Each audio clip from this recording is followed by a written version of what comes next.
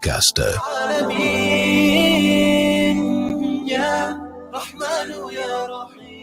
10 minutes before 9 a.m. Assalamu alaikum. Good morning. Welcome back to the Monday morning edition of News and Views. I'm Mohammed Arai standing in for Inayat Wadi this morning. Inayat Wadi will be hopefully back tomorrow morning. Now, just before the ad break, we spoke to Daniel Dunia, the Executive Director of the Africa Solidarity Network, regarding the ongoing issue of immigrants and refugees and the documentations, the visas being expired. So although the Department of Home Affairs has assured them that the expired date of those documents has been extended, yet they are being assaulted, yet they are being arrested by members of SEPS, by Durban Metro Police. So what came out of that conversation is that there is no communication whatsoever between the Department of Home Affairs and members of SEPS as well as members of the Durban Metro Police. It's just extraordinary. How do you provide assurance and reassurance to vulnerable members of the society that it's okay, you can carry on with your daily life because your documentation, the date has been extended, yet you do not communicate between those who will probably arrest those in question. Now, how does it happen? It's just extraordinary. It's unbelievable. Nonetheless, moving on, we're now going to be in conversation with San Lwin, who is the co-founder of Free Rohingya Coalition, to discuss the Myanmar election and its impact on the Rohingya minority. Now, on Friday last week, official results showed that the governing party of Myanmar leader Aung San Suu Kyi had won enough parliamentary seats to form the next government. Now, although those results have been disputed by the military-aligned opposition, as well as criticized by rights group, Aung San Suu Kyi's party has been confirmed a winner in the Myanmar election. But one of the key questions after this victory is, and perhaps the biggest question for us, what now? What now for the Rohingya minority? To answer some of these key questions, I'm joined online by San Lwin, who's of course the co-founder of Free Rohingya Coalition. Mr. Lwin, welcome to the program and thank you for your time this morning. Mr. Lwin, can you hear me? Okay, Hello? Yes, Mr. Lwin, can you hear me? Yeah, I can hear you. Yeah. Good morning. Good morning to you and welcome to our program. Yeah, thank you so much. Nissan, the first question is, Aung San Suu Kyi's National League for Democracy, or NLD, has secured 322 seats in the bicameral legislature needed to form a government in Myanmar. Now, what does this comfortable win for her mean for the Rohingya minority? For us, the election is meaningless. It is nothing for us because this is the second election after this disenfranchisement of our people. So now the NLD needs 322 seats to form their government, but they have got about the 400 seats. So it is the landslide victory. Mm-hmm. So although she has been defending the genocide, she has been defending the military criminals. She is still popular inside the country. It's been like majority they don't care about the ongoing genocide of the Rohingya people. Mm-hmm. So in Myanmar, most of the people they dislike the Rohingya, and now this victory is like inside the country, nothing is going to change about the Rohingya because it happened. The election is without Rohingya. They excluded the Rohingya, and also there is no talk about anything about the Rohingya. Right. And Nissan, speaking about the 2017 crackdown on the ethnic Rohingya, right, and the brutal crackdown and the genocide. Now, we do understand that Myanmar suffered nearly 50 years of isolation as well as decay under strict military rule.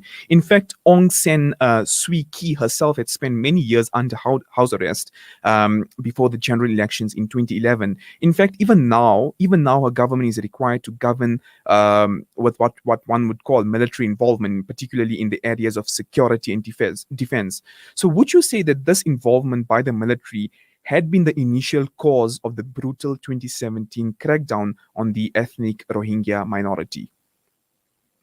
No, it is not about the military involvement in the politics or in any sector, because Rohingya have been subjected to this genocide since 1978. So our suffering is more than 40 years. Mm-hmm. So since as the people are now, seeing this crackdown in 2017. But we had, the similar one in 1978, 1991, and also in 2012 and the 2016. So this is the latest one. So this is the persecution against the Rohingya is this is the genocidal policy adopted by the late dictator Nehru in early 1970, because before that Rohingya was considered as a full citizen, and also the name Rohingya was officially recognized as an indigenous ethnic group. Right. So it doesn't make any difference whether the military involved or in the politics or not, but they have the genocidal policy toward the Rohingya. Whoever ruled the country, whoever involved in in the government. You see, we thought like military-backed government until 2015. Mm-hmm. They were persecuting us, but now the democratic government and the civilian government led by Aung San Suu Kyi. So this government is also persecuting us. So this all the 2017 crackdown, 2016 crackdown, all this happened, under this government watch. Right. So the policy, it is about the policy. It is about the. Mm-hmm. It is not about the ruling people. Right. And Nissan, one could almost say, at least in textbook terms, that Myanmar is a democratic country. It is, it's not a military government per se, but we do understand there is a huge military involvement. But my question to you would be, to what extent is Aung San Suu Kyi affected by military involvement? What decisions do you think any decisions are affected by involvement of the military? No, the military, as of now, the military is always claiming that they are the institution under the government. But in our view, military has the more power, because this military has been ruling the country since 1962, and just the recently in 2011 they had handed over the power to the quasi-civilian government, and then now in this time we have the full civilian government. But this is very difficult to say whether she is still completely influencing or partially influencing by the military. Right. But what we are seeing is, that the government cannot make the independent decision, because they really need to care the military, and also in the parliament, 25% seat is reserved for the military. Right. So like now we have about 600 something parliamentarian seat in the parliament, union parliament, but 166 is for the military. So the military is everywhere, but for the government decision, as the military is claiming they are under government, I think some decisions are taken by the government, by the Aung San Suu Kyi, mainly Aung San Suu Kyi, because what we are learning is Aung San Suu Kyi is also same like a dictator. How everyone need to be ordered. Mm-hmm. So on the other hand, the military is also always trying to have more power. Even if they are not influencing the government, the state government need to think for the military whenever they take any decision. Right. Okay, thank you so much for your time, Nissan. Thank you for your time. As always, we greatly value your time as well as your insight. Thank you. Thank you too. That was, of course, San Lwin, the co-founder of the Free Rohingya Coalition, talking about the Myanmar election and how the Rohingya minorities were excluded, as always, from the particular election in Myanmar. It's almost 9 a.m. on the dot. It's time to take our news bulletin from the newsroom, all the way from Al-Ansar.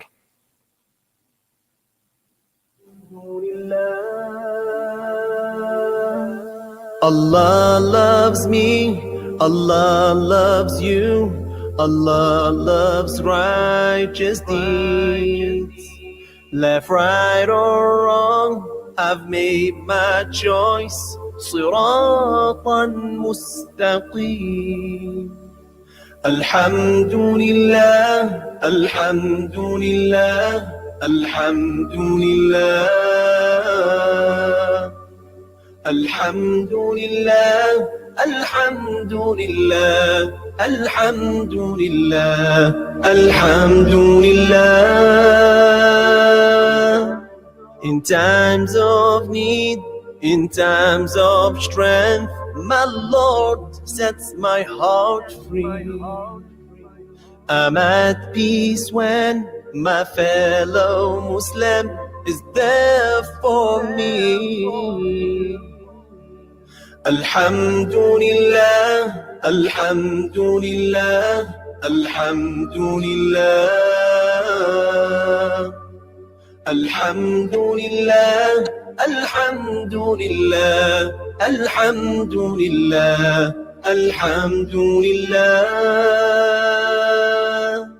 My eyes see injustice, my hands work for change, my tongue sings the sorrow of my heart. The love of Allah combined with hope. Let's hold hands as we make a start. Alhamdulillah, Alhamdulillah, Alhamdulillah, Alhamdulillah, Alhamdulillah, Alhamdulillah, Alhamdulillah, Alhamdulillah, Alhamdulillah, Alhamdulillah. An informative Islamic global perspective. This is Al-Ansar News.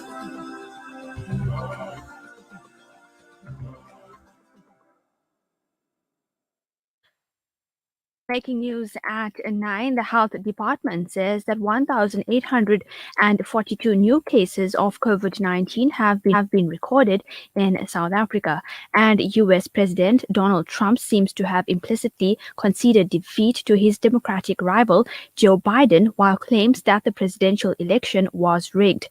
Assalamu alaikum, I'm Hadra Kota.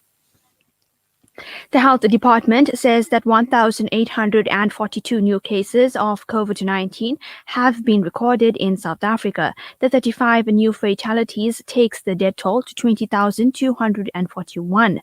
More than 693,000 people have since recovered from the virus. Gauteng remains the province with the highest number of infections and deaths. Meanwhile, Health Minister William Kize says that COVID-19 outbreaks in the Eastern and Western Cape are concerning. The minister says that intervention is